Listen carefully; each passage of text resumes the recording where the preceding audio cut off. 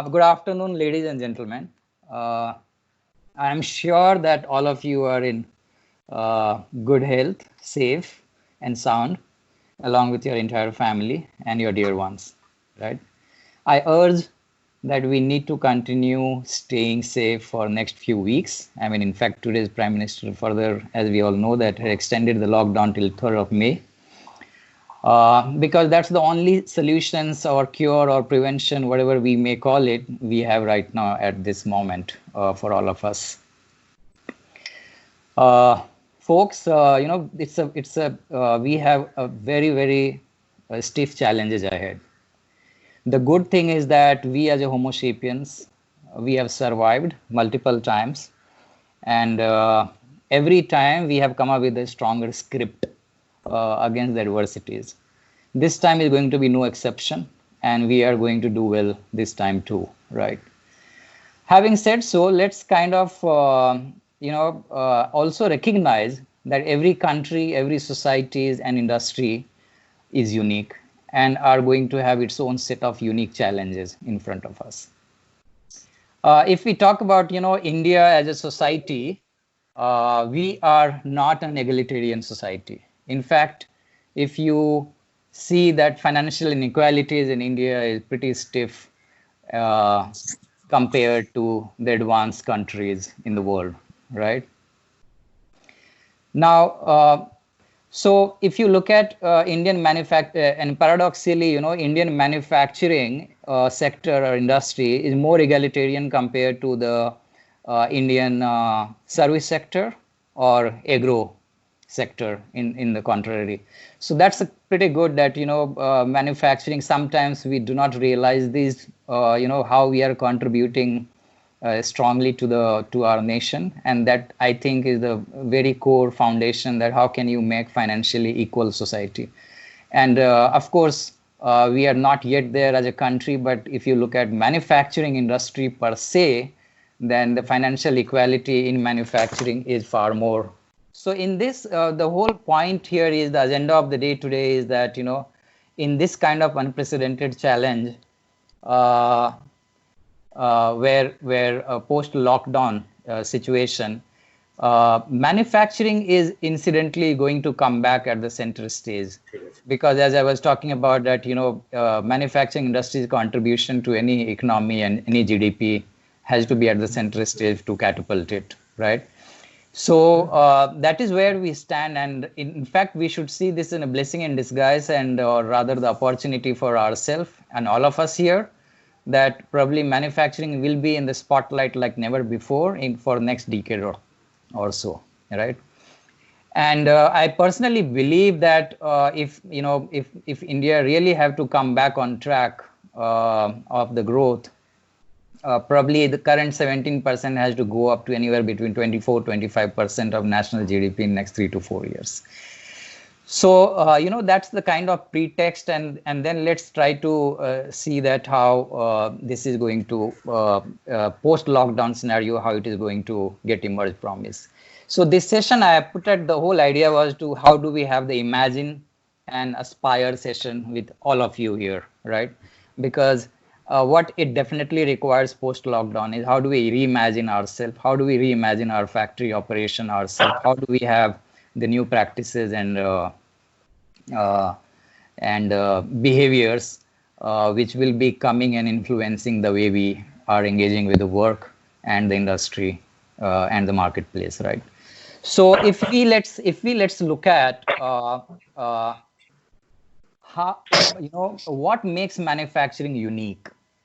And manufacturing, unlike any other industry, must be understood differently. It's just not one industry which contributes, some to national GDP and it has an employment. But it needs to be seen differently, particularly through the optics which we are trying to, which is the agenda of the today, which is how do we reimagine and inspire ourselves post-lockdown, right? So if you look at the first uniqueness about manufacturing is that it's a nervous system of the supply chain of the country or the society. So any deviation in my production line or in the factory is going to affect the whole supply chain pretty badly, or it affects the whole micro economics of the society or the nation. So it has a various and severe implications, and that is something which we must need to understand, right? Then yes, all right. So then the second is the capital intensive. Manufacturing is it's a hugely capital intensive in terms of the land, machineries, factories, plants, and everything. We all understand it. The third aspects of manufacturing and its uniqueness is about the very, very complex processes. So the second part is the unique capital intensive, very, very complex operation and processes on the shop floor, as we know, and which is what make manufacturing very difficult in terms of the safety, in terms of the health hazard, in terms of the very challenging working environment at the shop floor, right? So that's the third aspects of the manufacturing, which is making manufacturing unique, and it has its own challenges. And then the last point is, which is manufacturing is one industry where we are having a lot of talent and skill set is coming from the core engineering background. So we need a lot of science graduates, engineering graduates, electrical, mechanical, instrumentation, which is unlike any other industry. Wherein most of the industry, if you see, is pretty much skill or qualification agnostic, if I may so say. But manufacturing, particularly the factory operation, wherein you will see that we need a lot of core science and the core engineering skill set and the competence. So which is what that puts manufacturing in a very different and in a very unique environment. Now, how do we see post-lockdown scenario because of its uniqueness? What we are seeing that what we are seeing, and already you can see the snippets here, that what we are seeing that majority of the advanced nation or advanced countries have already started thinking to be self-dependent and start building the manufacturing capacity locally, and so that they can be less dependent on outside nation. And which is going to be, in our opinion, is going to be the increasing trend, and which is going to have a lot of positives on a long term, and of course some challenge and some negatives on the immediate term for all of us, right? Because that also brings up the second point, which is the hyper consciousness about the health and the safety in the West, particularly in the advanced nation like Japan, US, Europe. Where people are, we are going to be far more skeptical about, in person, and they are going to practice more stringently the social distancing and the hygiene. So, which is going to ensure that what kind of new practices, what kind of new technology and tools we need to reintroduce in the manufacturing operation to comply with, right? The third part is, this is going to require the post-lockdown. I personally envisage that this is going to be an era of very, very high collaboration. And when we say high collaboration, we really mean across the value chain, and which is practically saying that, supply chain 4.0. What I basically mean is that wherein the man, machines, my supplier, and my customers, they are all fully integrated. Now, of course, that could be the end state. It may take some time to reach there, but that is something which needs to be imagined and reimagined, right? It's important that we today recognize it, that the world manufacturing industry has started moving towards that journey, wherein in real-time basis, how can I collaborate with the processes, machines, material, my supplier's factory, my customer's factory, if I'm supplying to my customer who is further doing value addition, right? My logistics, my warehouse, how can we have real-time visibility, collaboration, and control? And which is what is the script post-lockdown will start, soon.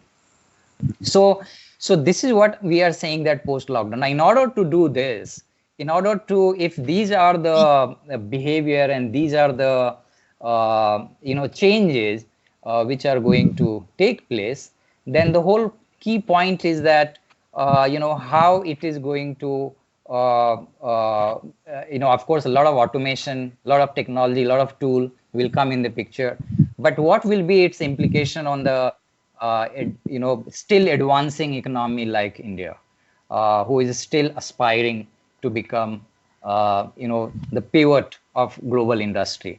The good thing is that China's loss, some part of that collateral gain will be can be seen for India, but life is going to be far more difficult, and we have to really prove ourselves by building new capability, by building new methods and approaches, and by mimicking the West in going forward, at how the right uses of tool technologies can really make Indian industry as the hub for the world, right?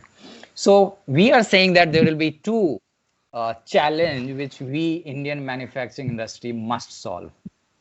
The one is going to be how you are going to bring that talent in manufacturing, and we are going to scale not only for today's manufacturing need, but at the same time the future, the new technologies, IoTs and all, which we are going to talk about in next few minutes.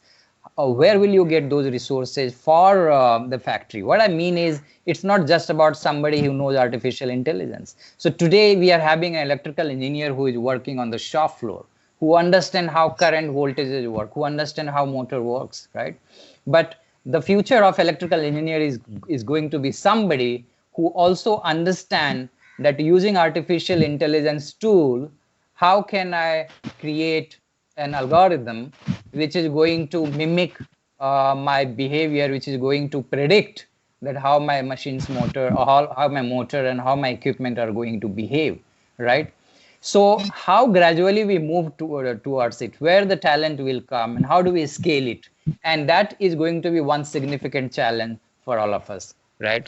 It's going to be the global challenge for sure, but particularly in India, because as I said, that we want to be the global hub, and we don't want to let that go, right? The second part is the increased capex. We are seeing that in order to address these problems, there will be addition of capital expenditure. We have to add technology and tools. We have to have dashboards. We have to have IoT layer and artificial intelligence getting into the shop floor and day-to-day operational and functional management of the shop floor. So there will be some kind of capital expenditure, and which definitely commands and demands for how do you re-engineer your return on investment, because we are going to be already a little fragile in terms of post-lockdown scenarios, in terms of the overall economy, in terms of the working capital availabilities for some time for sure. Now, given that, how do we strike a balance and have some kind of capital expenditure and figure out how do I re-engineer the ROI? So the whole onus lies on you and me and all of us, that it's not about the capital expenditure, it's all about how do you re-engineer the return on investment and the value proposition. So which is what I'm seeing the repercussion of that on Indian manufacturing in particularly. And once we do that, that is where we talk about the whole sustainability, which is a new dimension of sustainability, wherein social responsibility is going to be the integral part. If we talk about the better health, social distancing, work from home kind of phenomena emerging, then how do you reconsider and reimagine the sustainability factor? Safety and health, and as I said, hence ROI. So this is what sums up that sets the tone that 6 months ago or 8 months ago, where we were talking about the digital industry 4.0 or IIoT, which was still kind of a leisure solution, which was you could have thought in leisure and said, okay, let's wait, we can wait for some more time, that it's not something which is urgent in nature. But the the lockdown kind of scenario and coronavirus scenario has underlined that it has become the urgent need, and we need to start thinking about, and that is why I have called this section as shift from fashion to necessities. So it's no more a fashion which it was 6 months ago. 6 months ago, one could afford that, oh, you know what, the big companies can invest, or the, you know, only such and such industry can think, or my working environment is different. My laborers and my workers are not technology savvy. So how do? We should wait for a few more years. So we have to get out of such mindset, because now it's no more a fashion, no more going to be a fashion. And we have to be seen this as a utilities and necessity for our factory. Right. In fact, if I just can quote here, there is a report which is getting published, which some of you can see, or maybe post webinar our team will be happy to share, by Deloitte Global, and wherein it's called Manufacturing Competitive Index, and that report suggests that the biggest challenge, they have done some interview of 120 organizations around the world and meeting the CEOs and capturing that what is the one challenge which they see going forward in manufacturing world. And on top, by a margin, the one challenge which comes is the availability of talent for the new generation of manufacturing. Right. So that is something which, you know, is going to be a very, very interesting and challenging. How do we solve it? Now, let's try to understand that, you know, while we are talking about, because it is necessity, what is the Industry 4.0? Is that the really solution? Is it one of the solution? And if it is, then I thought that why don't I slice it? Why don't I open it up, Industry 4.0, for you all, into a different optics, into a very different, I mean, it's a different than the way typically it is understood, that it's about automation, or it's about putting sensors, or it is all about artificial intelligence. So I thought that, you know, and these optics are not really and necessarily is the holistic view about Industry 4.0. And that is why, you know, let me share that, you know, how do we think that we can look at this and open up Industry 4.0 for you. So the current paradigm, if you look at in manufacturing, we have large number of machines and automated devices, right? Not every automated devices necessarily is part of your core machines, and not necessarily every electronic interfaces in the shop floor are integral part of your central control systems. So there could be certain factories such as chemical industry, oil and gas, continuous chemical plant, fertilizer, which is usually run by DCS, or distributed control systems, right? And then there are certain industry which is the PLC operated, where every machine or line or single device have its own control systems, and then you may have several such control systems spreading on the shop floor. So this is the layer which describes that machine and automation. You know, of course, different factories in different industries will have varied level of automation, but if you look at mid to large segment, most of us and most of the factories have some degree of automation in place already. Then the second building block of current paradigm, and when I say in current paradigm, the way we operate, the way today factories are operating, the way unit head or the factory head manages his day-to-day life, the way supply chain head manages his life, what kind of report, review, so I'm taking that as my current paradigm, right? So information is my second building block. Today, most of the factories have ERP system, some kind of management system, a lot of Excel sheets in the department. For example, majority, 90% of the companies, even in the very, very, very large segment, in not only in India, but globally, there is a severe dependency on the Excel sheet. There is nothing wrong about it, because it's fast, it's agile. I can put the data the way I want. I can play with it. So there is absolutely nothing wrong about it. But that's that is what it is, right?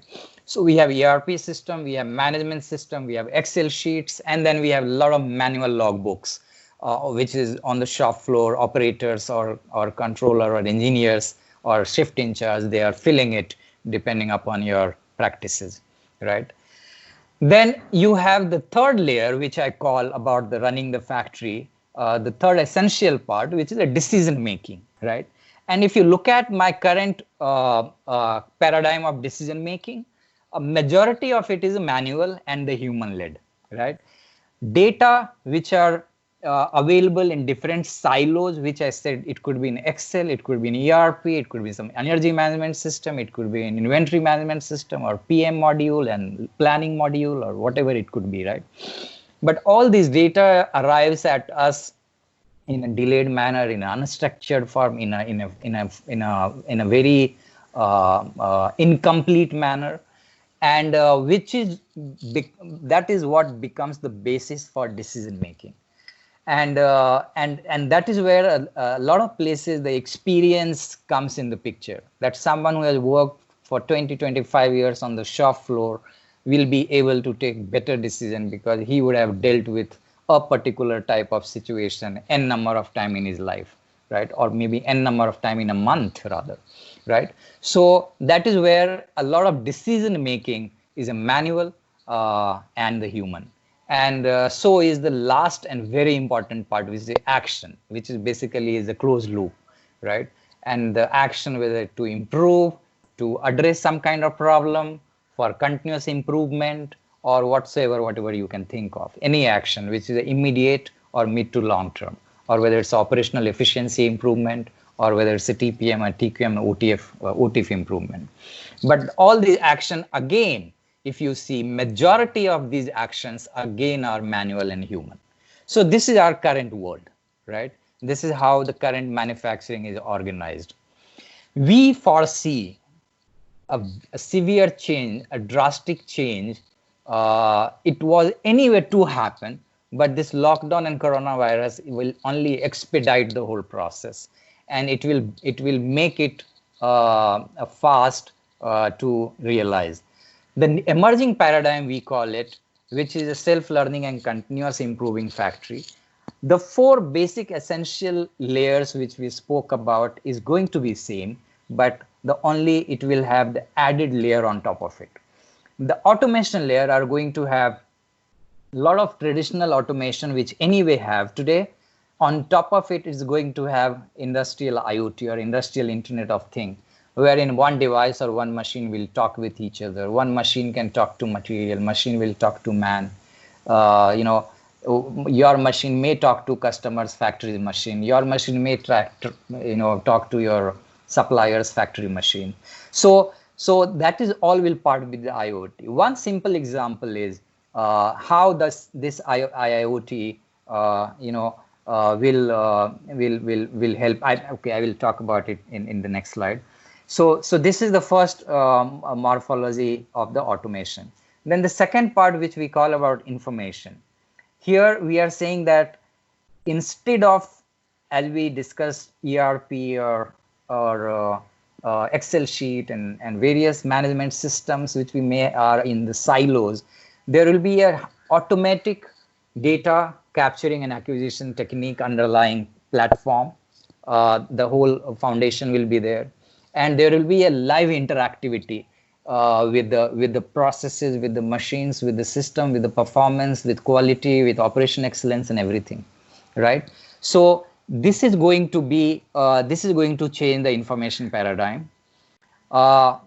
Then comes the decision making, which is today, which you saw in last current paradigm, we are having the manual led, and that is where the artificial intelligence and machine learning are going to play a significant role. And I'm going to share some example in my subsequent slide. What do I mean and how it is going to change our world? So I'm going to take very, very specific example in the next slide. And then we have the action layer, wherein we are saying that, which is again largely driven by human at this point of time. A larger part of it will be intelligent control systems with lots and lots of algorithm. And then, of course, human will be some part of it. You cannot completely eliminate us, right? So we have to play a role, but a lot of mundane and day-to-day activities which we do, a lot of that will go away by using intelligent control systems and algorithms. So we are saying that this is the emerging paradigm. Now, the difference between current paradigm and energy paradigm is, if you look at the characteristics of it, right, uh, uh, which I'm going to talk about. But if you also see, one is feeding to another. So this is how it is a continuous improvement, that if you see, the automation layer is feeding automatically to my information layer. Information layer is automatically feeding seamless manner. It will helping my AI and ML layer to take decisions. And that is automatically and seamlessly feeding to my action layer. So the factory, which is today in current paradigm, which is divided into man and machine, which is the one bundle. Then we have the information system, that's another layer, but which is a completely separate layer. And then we have the decision making, which is a completely, again, independent layer with no connectivity whatsoever. And then fourth layer is action. So this becomes a cyclic, seamless, and spiral, which will evolve on its own, right? And a lot of that will be used using the tools, technology, AI, ML, and algorithms, right? So this is the shift which is going to happen as we spoke, from current to the emerging paradigm. But if you also look at understand that, so what in terms of the characteristics, what does it mean? Let's kind of look at a closer look. So we said that, you know, in the current paradigm, the automation will have PLC and DCS, which currently today it is. So if you look at, so what does it manifest into? So it is a very, very manual process, a very, very reactive. So there is a sequence mismatch here. So my automation layer, you'll have to start seeing upside down. In fact, there is a wrong chronology set here. So this is my automation layer. So automation layer is it's a purely mechanical, electrical, instrumentation. You have some basic control systems and you have advanced process control system. So these are the characteristics. That is going to change to intelligent and embedded software. What do I mean by intelligent embedded software? Let's take one example. Many of us are sitting here as an engineer. Now, we all recognize that PLCs and DCS keep posting data and keep sending those data minute by minute or second by second, right? Imagine that there is a sensor, temperature sensor, or RPM sensor, or vibration sensors, or flow meter, right? Any of these sensors. It requires a routine calibration to be done so that the reading which is coming to my control systems are not erroneous. So now, in order to do the calibration, you know, it becomes an offline activity for my instrumentation team, that to track that which sensor and which gadgets have been calibrated when, and when are the next calibration due, and so on and so forth. We all know, all of us are coming from factory environment. At no time you will have a scenario where every sensor on the shop floor are calibrated and they are giving you right set of data. There will always be some or the other which is running out of calibration. Now, is there a possibility that my intelligent control systems or embedded automation layer takes care of my calibration, and it detects that when the data which is coming from the sensor is appearing to be erroneous using artificial intelligence, and then either notify my engineering team or let all stakeholders know that which all sensors are at what stage of calibration, and what is the kind of root mean square error, or what is the kind of error it is throwing, and so that it can actively and proactively the calibration can be taken, right? So this is one example which we are saying that how current automation system can be and will be replaced in the emerging paradigm, right? Then the second, let's go to the information layer. The information are, let's look at this box. The information in current paradigm are silos, unstructured, incomplete. The information reaches to us delayed. So for example, today, if you want to know what is the WIP inventory in your shop floor now, there is no way you can know now, right? So if you have to call your plant will run, they will go and inspect the WIP situation, create the report if it is already not. So by the time WIP inventory status comes to you, probably it's either today it comes in a routine manner, which is a monthly or a quarterly basis. So if I want to know what is my WIP inventory today, I have no idea because the data are in silos. I have to go pull it together and put it in a perspective so that it can be shared. Against that, the entire,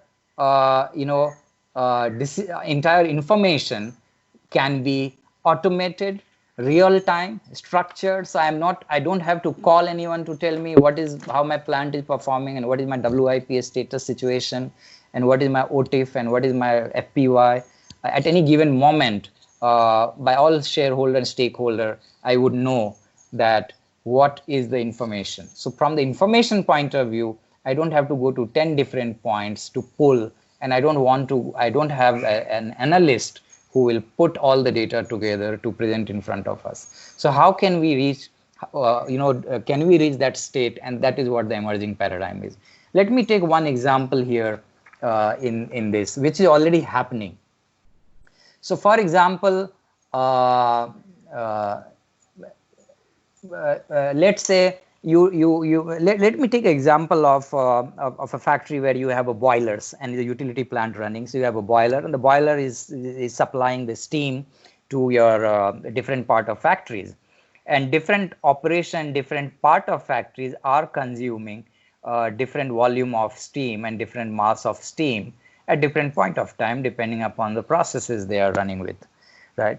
Now, what happens that at any given moment, the consumption are fluctuating, because in your factory there could be a sudden breakdown, there could be a sudden one batch which got completed, there is a changeover before the next batch started, there will be a changeover of 15 minutes and 20 minutes, or there could be a change in the product. So you are running product A, now you are running product B, and suddenly your steam consumption may go up or down accordingly. So there are various reasons why my consumption keeps fluctuating almost every minute or every hourly basis, right? But assuming the whole plant is running, but my boiler side or my supplier side has to run with some assumption which is a full capacity. Now imagine a scenario where my consumption side information is coming in real time basis and also in a predictive manner. We can build a model there, an artificial intelligence based model, wherein I tell, and which is an integral part of my boiler management system, wherein it says that 2 hours from now, what kind of consumption pattern my factory is going to see, which area is going to have what kind of steam demand, maybe with, let's say, 5-10% whatever margin here and here. And then accordingly, then my utility team is managing the utility. So when I know exactly that, okay, in next 1 hour, I can decide to run with a lower efficiency because the demand is dropping by 25%. And at what time in 2 hours from now, I will have to run with the full 100% performance. So that gives a lead time to utility and the boiler team so that they can ramp up or ramp down against the today's ad hoc and on demand, which every time they have to do in a reactive manner, and which is too late. And that leads to hell lot of cost in terms of the boiler running, whether it's a coal efficiency or whether it's people or whether it's a loss of energy, right? So that's the one example under information. I told you that how the current paradigm versus the emerging paradigm could be. The third layer, which is the decision making layer. Now decision making layer right now, as we said, it's a manual, it's based on the experience of manpower. It is always retrospective. Invariably we are doing post-event analysis or forensic analysis. It is iterative. So many times we have to do it empirically. We have to do one and then do the second attempt and third attempt before we go right. And invariably, most of the time, it's always linear.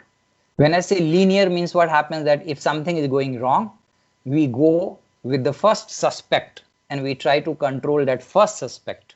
And then if that is controlled, fine, or else we go to the second suspect. So we always go in a discrete manner. We always go in one sequential manner, one thing at a time, right? And that is what I mean by linear. And then which is also non-scalable, because the experienced people in your factory are only limited. There are only few people who are experienced, who are really decision makers in today's paradigm. How will it change in the new emerging paradigm? It's algorithm led. The data which machine generates, the data which your process is generating, the data which your product is generating, the data which your operator and shift supervisor is generating, the data which is your ERP system, your planning module, your inventory, your PM, your sensor is generating. All of it are going to feed this intelligent system, which is algorithm based, which is AI based. And this system, 80 to 85% of my today's decision making, it can analyze and suggest and recommend to you. So it will recommend that, in next 2 hours, please run the boiler at 80% efficiency as compared to the 100% which you are running now. And this is why you have to do it, right? So around 70 to 80% of it can be automated, and it will be done by the artificial intelligence led algorithm. One of the example which is already happening and we are talking about is, I will tell you our system we'll talk about, but we have implemented, Covax has implemented one of the leading metal manufacturing segment, wherein, the quality in the metal, wherein you have furnace, molten metal comes, that goes on the caster, and that's where coil is formed before it goes to the further downstream, which is milling and subsequent stages. So what is happening that in the metal industry, which is steel, aluminum, copper, and all that, if you see people who are familiar with this, so once the casting operation happens, whether it's a billet or your coil or your large strip, a sample of that goes to quality inspection based on the quality lab, which may run a test which may run for around 18 hours, 20 hours, 24 hours sometimes. So if you look at the caster, so today what is happening, current paradigm, the sample of that operation after casting, post casting, goes to the lab runs a test which may take few hours to sometimes a couple of days, and then it would tell you that the casted output, which is either billet or coil or whatsoever it is, whether it is compliant or non-compliant, and it is ready to go to the downstream, right? Now, as against that, imagine that our algorithm is predicting the quality of unproduced casted, so the molten metal is coming and feeding into casting. The output is still not come yet. The whole coil or billet is still not out, but the algorithm is predicting that the quality of this coil or this billet or this output is going to be non-compliant because of nickel composition is out of range, or because of copper composition is out of range, or hydrogen is out of range, or whatever the reason could be. So you are actually predicting the quality. So you are actually predicting the quality of the produce much before actually it is produced. So imagine what kind of impact it is going to create on my operational efficiency and on the reliability and also on the cost part. So today what you may have 5% to 20% of rework or non-compliance depending upon which sector industry you are. Imagine that 80% of that goes away before you have actually produced. Likewise, shade variation in textile industry, if that can be predicted before the dyeing operation happens, imagine the impact it's going to create on the operation, right? So these are the few examples of decision making. Then the next part is the action part. Now, action, as I said, in current paradigm, again, it's a manual, reactive, iterative, and single point of intervention. At a time, we act at one place. As an against the emerging paradigm, if I'm having a lot of tools and technologies in place, my action can be real time. My action will also be preventive, not only real time, but preventive, much ahead of the time, as I was talking about. That imagine a sensor is giving me information that, look, my root mean square error is this much. So I'm already started giving you erroneous data output. And maybe post 4 days, a week later, my error margin will go here, and which my my sensing capability will be of no use. So, Mr. Engineer, please come and recalibrate. Now, imagine such thing starts happening and resulted into a closed loop. So what kind of impact and what kind of advantage it will have for us? So these are the characteristics. So when we have the emerging paradigm, we'll have real time, preventive, first time right. Most of the time we will do the act, we'll take action which will be right most of the time. And we can do action, take action at multiple points at the same time and in real time. So if there is a disturbance, I can take the my algorithm will optimize my boiler. At the same time, it is going to optimize my consumer machine. At the same time, it is going to optimize my the product quality and how they are in collaborative manner. It's going to work. So my interventions are multiple point intervention at the same time rather than the singular intervention which is happening today. So this is the according to me, this is the paradigm which we need to understand, that, and which is what the industrial IoT, this is what the digital intervention is all about.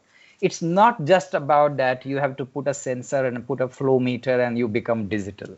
It's not about that you replace logbook with a computer which has a visual basic forms, or which has a Java application running and you have still a form. Now you have to punch in with your keyboard and that is digital. No, these are not. These could be a very, very small fractional steps towards going it, but this itself doesn't make your factory digital. So digital can be understood only if I have these 4 layers, which is automation layer, which is my information layer, which is my decision making, and my action. How these 4 is completely living in unison, is resonating together and having a self-sustained improvement on a closed loop manner. That is what we need to imagine. Now, having said that, realization of this is not going to happen at the same time. Realizing this end state is a process, right? But we need to imagine that is what the digital factory is about. Moving on to the third section, as I said, that so if we have to now understand, we are all running a factory, maybe coming from different industry, different complexity, different priorities, different level of automation, different skill set, so on and so forth. But this section we have kept that how do we the approach, how do we think to start the journey? Where do I begin? How to think? How do I start to think that how to think that what kind of project we should run and what kind of project we should take first or not? So let me quickly take you to the whiteboarding. So if you look at so here what we are going to do is we are just with you have a various operations. You have raw material coming in and you have various operation in front of you, in your factory, right? And under each operation, you may have different processes. So one operation may be assembly of 3 different processes. Let me name it P1, P2, P3. Here I can have P4 and P5, something like this, and so on and so forth, right? And then within each process, you might have different set of machineries, actual operating center, which we call it, or machine we call it, in whichever form, right? Even in the continuous plant, we can apply this. Even in continuous plant, though it is controlled by a central single command center or central control room, but in terms of your value stream, if you see from the input to output, would go under different operation, different processes in sequence, and then hence it will have a different machines, right? So so let me just write this that these are my different machines. Now the way to think is that, instead of thinking that, okay, where do I begin and what should I do if I have to take such project? Should I just digitize it? Should I put all the sensors, and should I put ABC in my shop floor, or directly have the AI layer? So where do I begin?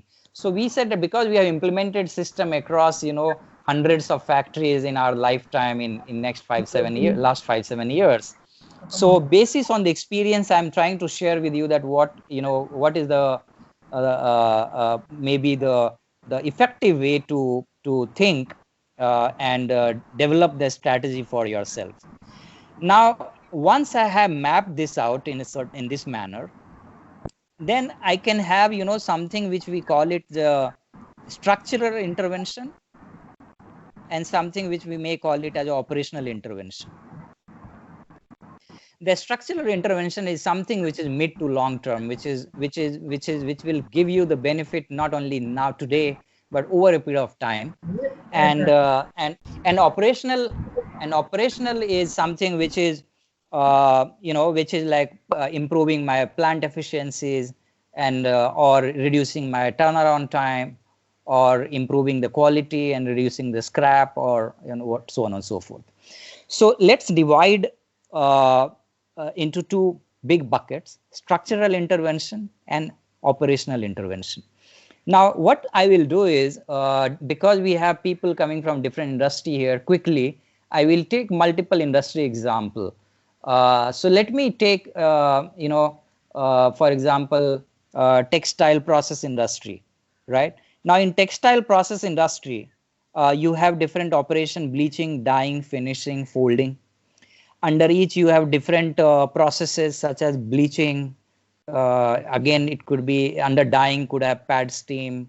You could have, in bleaching, you could have bleaching, mercerizer. Then again, so there are different processes within each, under each operation. And then hence you have a different machineries or multiple machines in order to do the same process. So we need to think that, in terms of the value stream, where I'm creating mid impact, low impact, mid impact, and high impact. Now, in the structural part, in the operational part, let's say you have productivity or the efficiency as a pillar. So if I have to see that, or quality as a pillar, for example, or cost, operation or variable cost as a next pillar, or collaboration, which is a pillar which falls under the structural part. So let's say in textile process, I would take an example. So if I'm saying that my A grade fabric is around 95% of the time in textile industry, I have aspiration to make it to 97%. So I know that 2% increase in A grade would require me to trace it back, that where all things are going wrong. Now, in the process plant, we have seen that shade variation is the one big problematic area. So I know that in my operation 2, which is my dyeing, and in dyeing, I may have different processes and this machine. So my quality, the quality intervention could yield me a very, very high output, right? While it may happen that my costing may not yield me a very, very high but it will be a low, my variable cost I'm talking about. I'm not talking about the final A grade benefit. I'm talking about, let's say, on a simple dyeing machine, if I could reduce the shade variation on that particular machine. So in order to achieve that, if we have some quality intervention made, then I may have very, very high impact, because I may have my shade variation going down by 2%, which is huge for our life. And variable cost, which is a cost of steam plus water plus labor plus this, and that is undisturbed, right? So we may have to map out that what kind of intervention is creating low impact, mid impact, medium impact, or the high impact under each of these operation, processes, or the machine. If we do this mapping, and you all know your factory more than anyone else would know ever, right? Whether it's a McKinsey or BCG or anyone.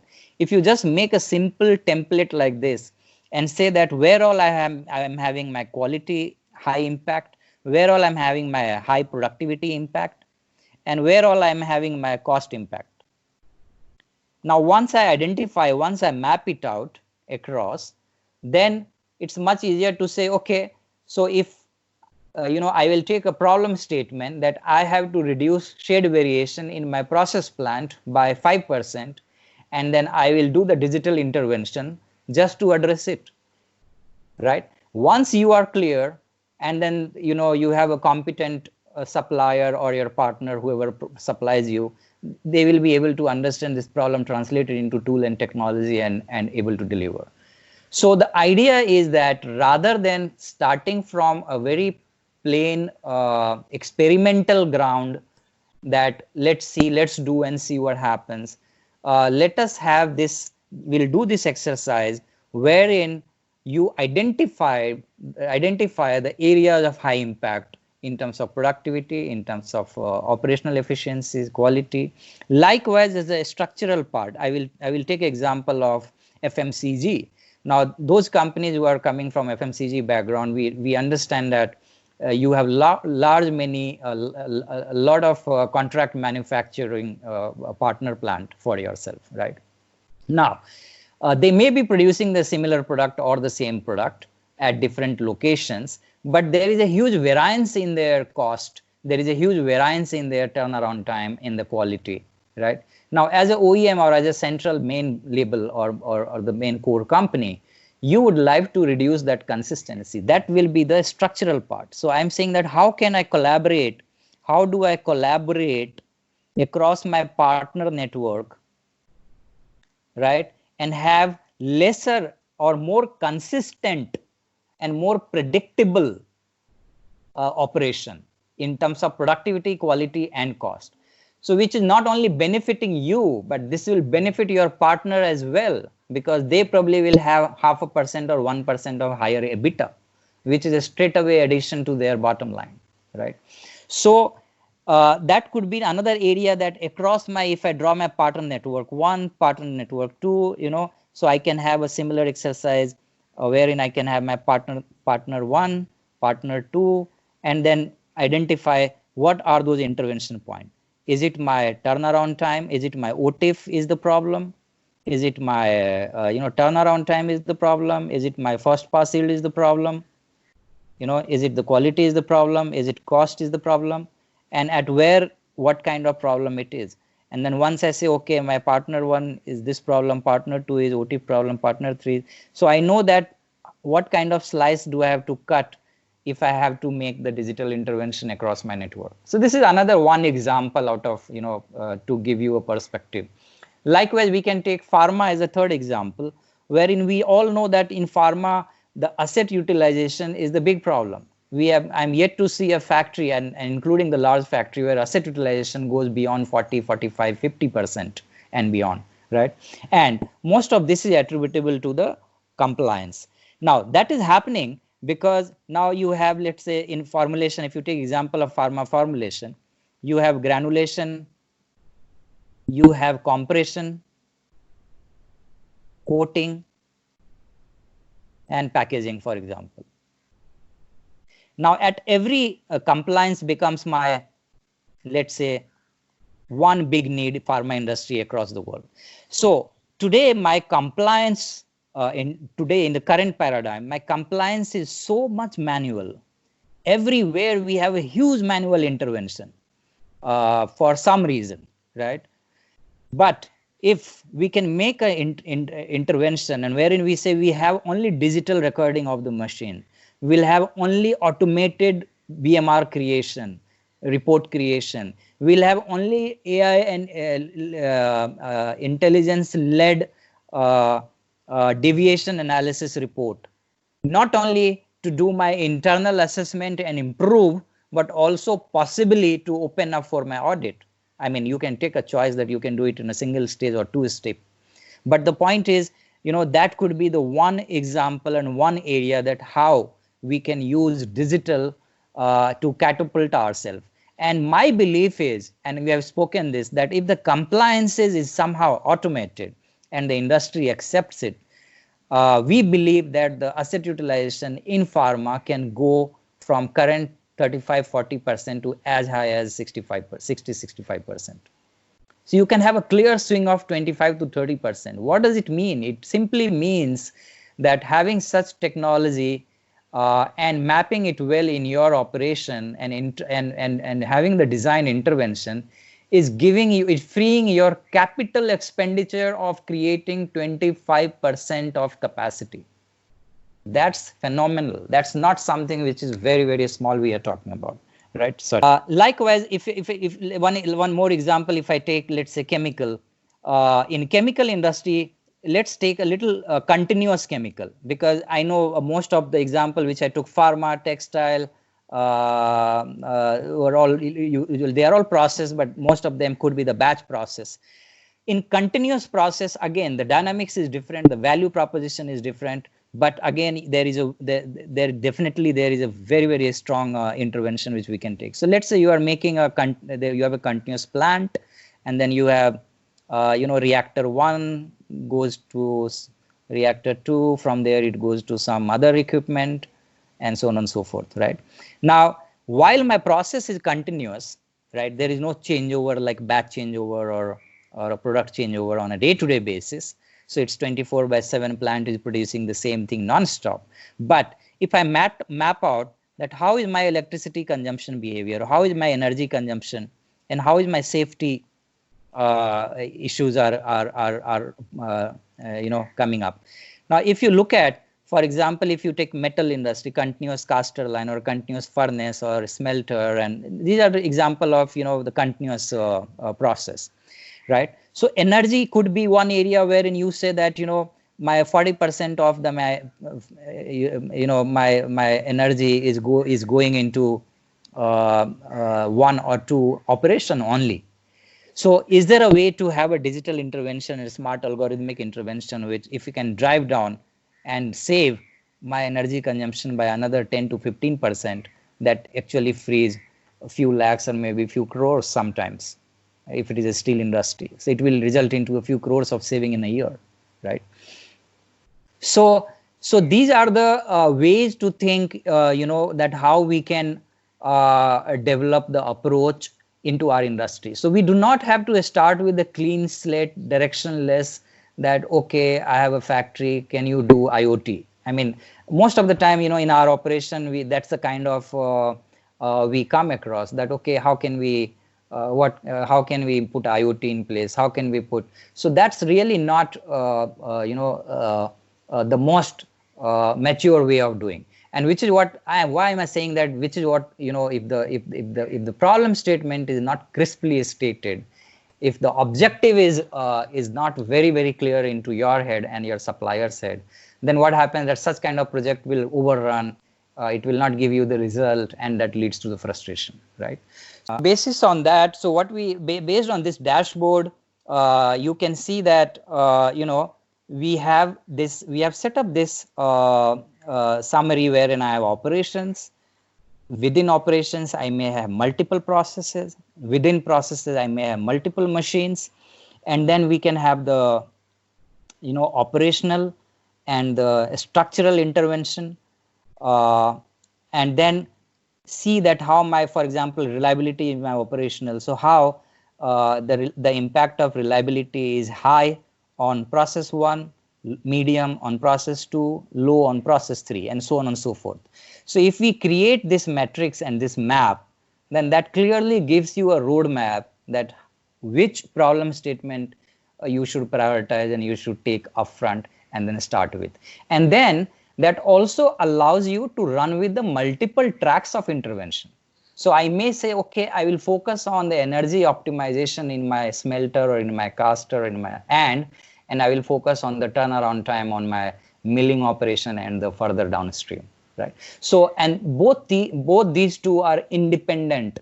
They in the beginning they could be seen in isolation, and you can have a 2 parallel intervention, and then at the later stage, once I have such multiple such interventions, then you can have a unified cohesive platform which can integrate it.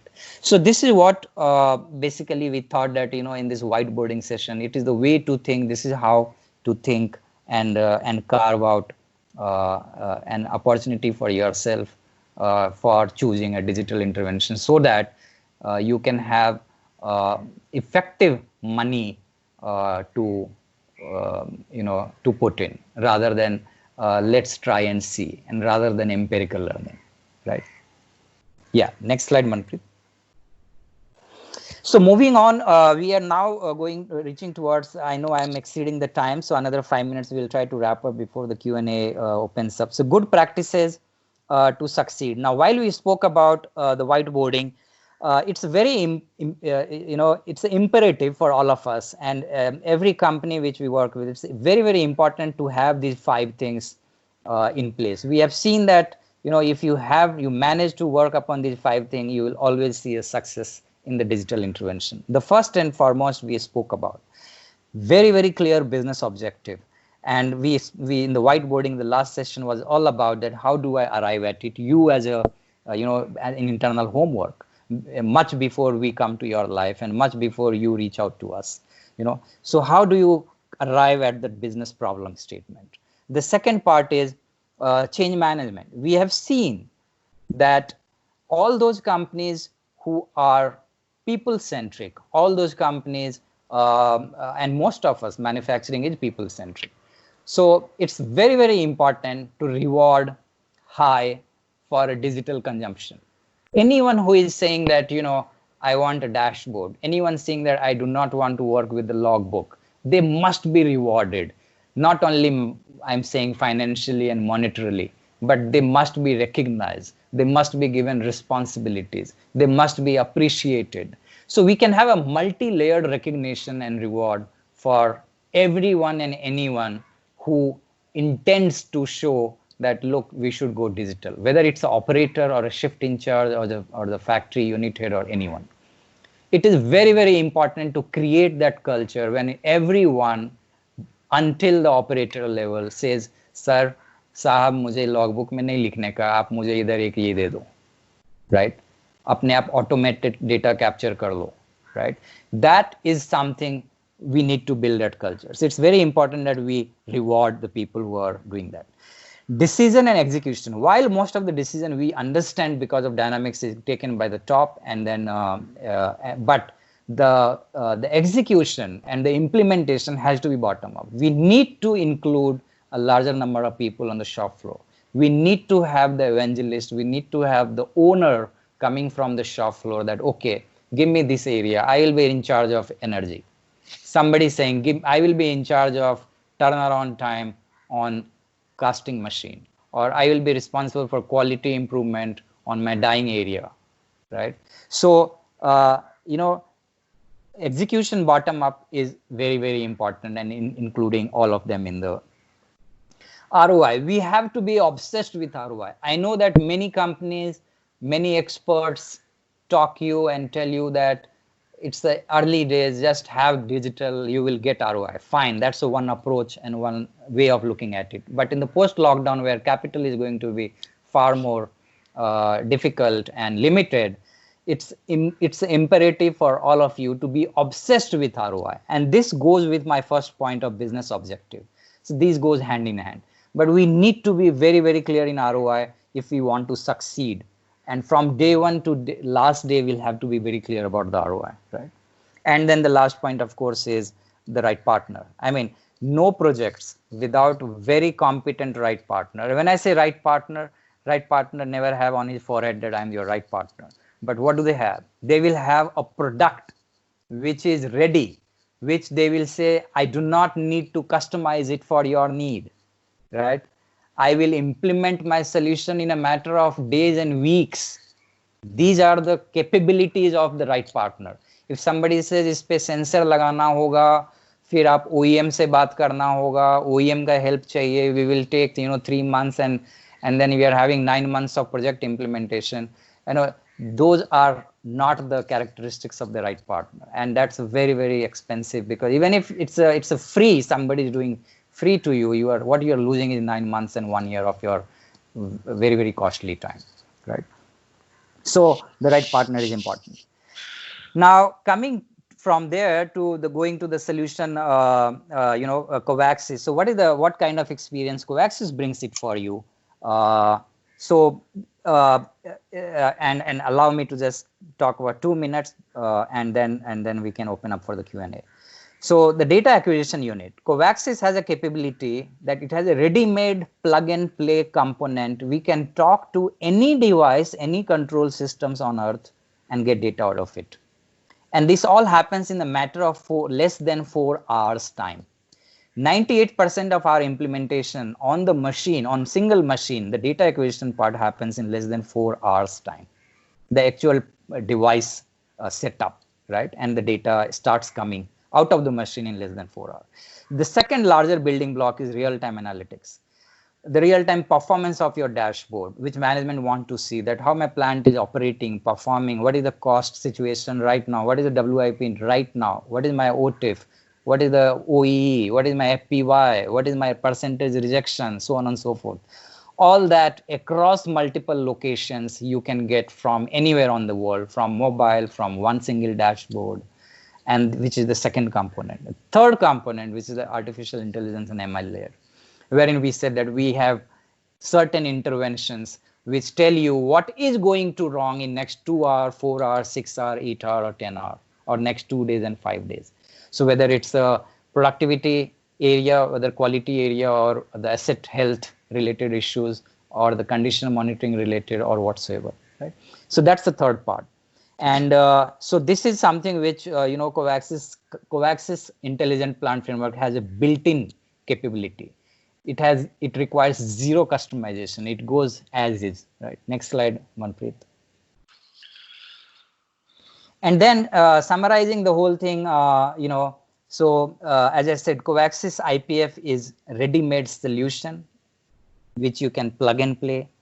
It is price effective with guaranteed ROI. As I said, that our entire thinking go around ROI. Day one, we engage very, very objectively that what is in it for you and how much money you can get out of such implementation. Next, Manpreet. SaaS. So we have discovered and we have come up with a very innovative business model wherein you pay as you go. So you not necessarily have to do the capital expenditure and buy the license and have it on-prem and then worry about maintaining it and year-on-year AMCs and blah, blah, blah, right? So we are saying that you are to be totally light. You come, it's like a set-top box in your TV. Somebody comes, put the set-top box, you enjoy watching the bouquet of channel which you want to see. Don't worry about anything. Customer and industry, we have implemented in more than 100 factories across 15 different industries within manufacturing and different geographies in India, US, Europe, Middle East. So these are the capabilities we thought that we'll summarize, and with that, I would like to kind of conclude my presentation, and we'll open up for the Q&A. Thank you, Tarun. So we have certain questions by the audience, so we'll be happy if you can address those. The first question is that specifically for MSME industry, at what stage they can expect to adopt Industry 4.0, and what kind of capex expenditure they can expect for such a solution? So as I said that, you don't have to worry about capex, because as I said, the company like Covaxis, and I'm sure there are some solutions available in the market for sure, if not many, who operate in the SaaS mode. So those, I would say, I would encourage that initially a small and medium and the first timers, whether if it's a medium and large segment, the SaaS is the best way to go forward, because you want to experiment, you want the agile response, you want to cut the cord whenever things are not working, and you don't want to lose a lot of money. So SaaS is the best way to go. And coming to whether it's a meaningful and have a strong proposition for small and medium, the answer is yes. Even if it is a one machine scenarios, uh, uh, the data and the analysis part and such kind of intelligence can definitely drive up the efficiency by anywhere between 15 to 30%, if not more. So even a small and medium has a huge scope to take advantage out of such system at in a very, very cost effective manner. We can of course talk offline with the gentleman in a context. Right. Another question is, Tarun, that there's someone, Mr. Ajay has asked that does Covax has the capability to acquire data from PLCs which are non-OPC compliant? That's right. So as I said that one of my the partner's capability I was talking about, that ability to take data from any machine and devices. Covaxis today scores highest mark in that globally, and I mean that is not an exaggeration. Even the non-standard control systems and the non-standard or the non-OPC compliant devices, we acquire data out of it. We have acquired data even with the non-PLC gadgets like relays and IOs. So, if there are the compliant devices, that's a much easier. Then the second layer is non-compliant control system. We do it. Third layer is there is no control system. There is relay logic. There are IOs. We capture data from that also. And then the last and the most difficult and the complex is wherein you have only analog signals. We take the analog signals also as as an input and give you the intelligence out of it. Right. Thank you. Then a few more questions to go. Another is that Mr. Bikash Kundu, he would want to ask that Covaxis has AI, but they also would want to know that whether we have robotics and who are the big customers that we have in India. So in robotics, we have not gotten into, but our artificial intelligence we have clearly selected so far or engaged in the process space, where in the plant machinery process, in the optimization of your overall operation excellence, plant performance, cost, quality, machine health, right? As going the same thing is can be applied over the robots as well, but robotics per se we have not gotten into. Now in terms of our second part of your question, which is who are our clients, in fact if you make a list of large 100 manufacturing company in India, around 45 of them would be our customer. So just to name a few, like Tata Chemicals, Aditya Birla Group, Godrej, Marico, SL Propack, uh, uh, you know, Adani. So in different sector, Wellspun in textile, Raymond. So across different sectors, if you see whether it's a textile, pharma, chemical, FMCG, packaging, automotive. In automotive, we have Daimler, Mercedes as our customers. So we cut across. All right. Tarun, there's one more question specifically on the textiles industry, wherein the question is that how do we proceed for digitization for Industry 4.0 in textile industry, where there are too many machines which are automatic as well as there are old machines. Yeah.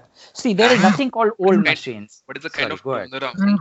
It's the kind of turnaround that textile industry specifically can expect if they have the framework ready. Yeah.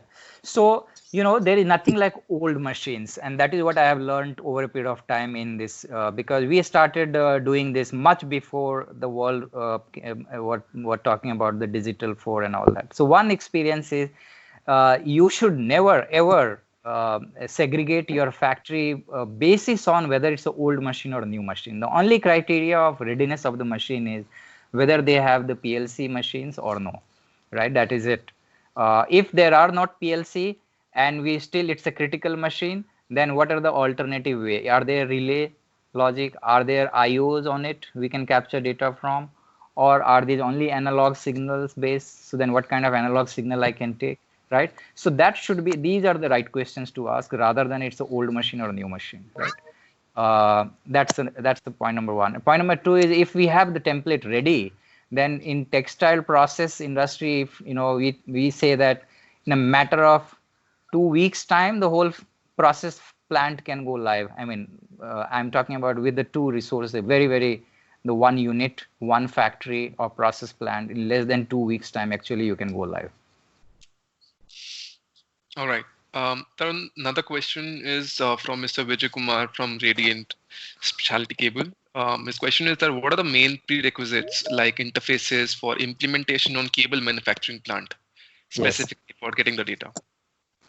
Right. So likewise, as I said that the rule applies same everywhere. So in cable manufacturing, so let's say you would be having drawing, cutting, then drawing, and then armoring, and various kind of operations and processes on your shop floor. And each machines and in this process, as I said during my whiteboard, if you just map out and say that where what kind of intervention you have and what is the readiness. So as I said, in terms of the technical readiness, the only thing you have to map out is where all I have a programmable logical controller or PLC, where you have a PID or relay and IOs and no interface. Even if there is no interface, fine, let's put it on a paper, right? Because sometimes we have a cost-effective alternative we do provide.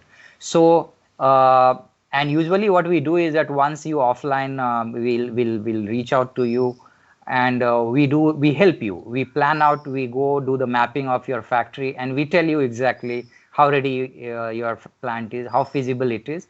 And most of the time we find it's feasible. And if it is not feasible, then we also give you the gap report so that then with the actionables to you so that you can then do the homework, or we can sometimes help you doing homework through our partners. Right. So Tarun, last question, I would say, though we are getting a lot of questions, but we need to have a hard stop right now. One of the question which is on the predictive analytics side that I think you mentioned about boiler.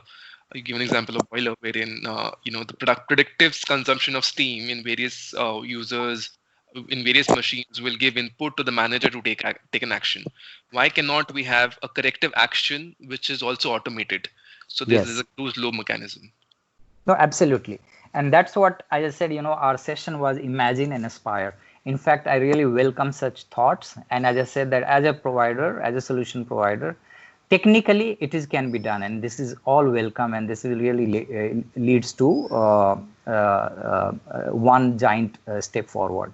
But at the same time, many times what happens that the pragmatic or the practical challenges of your operation, of your interdepartment, interfunctional team, the priorities, that needs to be safety issues that needs to be taken into consideration before we do the closed loop mechanism.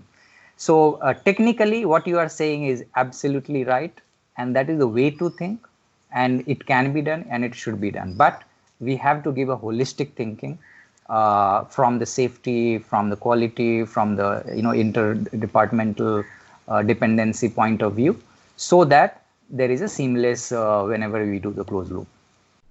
Okay. All right.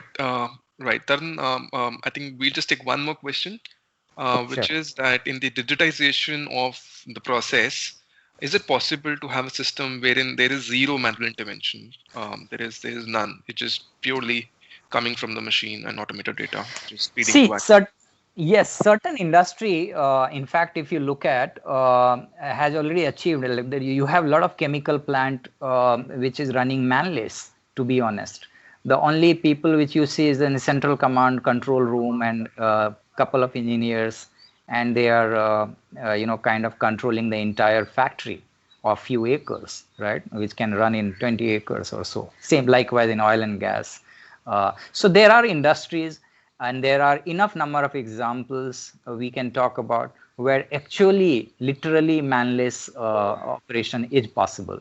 However, having said that, that doesn't mean that every factory in the world or every industry can try to replicate it.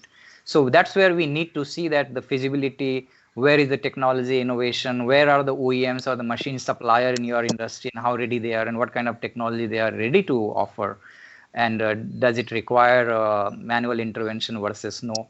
But yes, the future will go in that direction. So we must imagine and aspire to move into that direction, but one step at a time. Right. Thank you, Tarun. Thank you for your presentation. It was a very informative session. We had a lot of participants, and I believe that it was very informative for everyone. We thank you everyone for joining us today. We will be launching a series of webinar in the coming days and weeks, and we will be sharing the invites shortly. We look forward to hear from you again. We will be also sharing certain feedback forms so that we also get feedback on the session, so that we can also work with you in creating the digital roadmap for your organization as we move forward. Thank you for joining us today. Stay safe and stay healthy. Thank you.